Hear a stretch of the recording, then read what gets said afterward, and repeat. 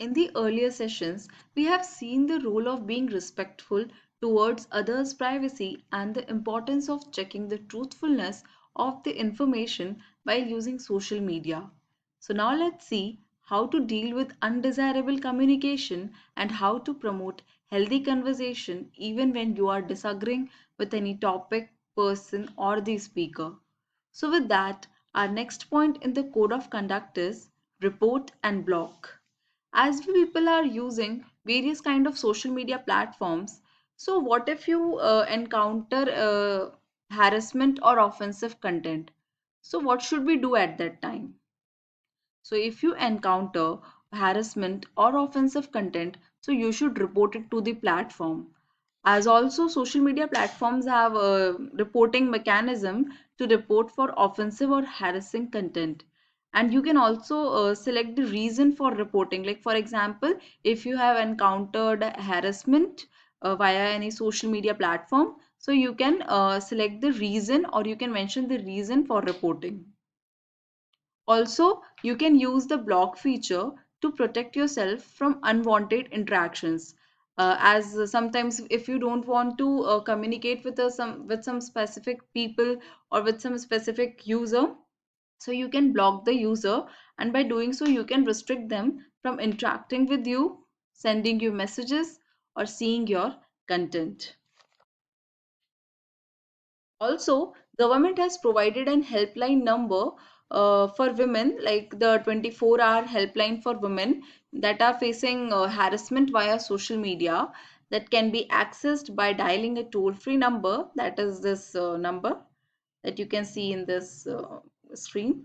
So basically this number is for women helpline, if they have encountered any harassment via social media platform. So let's move on to the next point, that is engage constructively.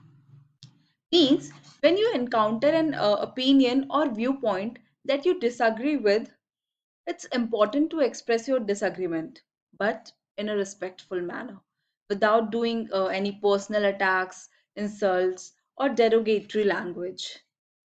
So disagree respectfully and provide constructive feedback. Disagreeing respectfully and providing a constructive feedback promotes a culture of respectfulness and civility. Even where there are disagreements, this led to productive discussions and a more welcoming online community. So, promote healthy discussions and avoid flame wars. Uh, Promoting healthy discussions and avoiding flame wars is not only beneficial for individual well being but also contributes to a more respectful and informative online space for all users.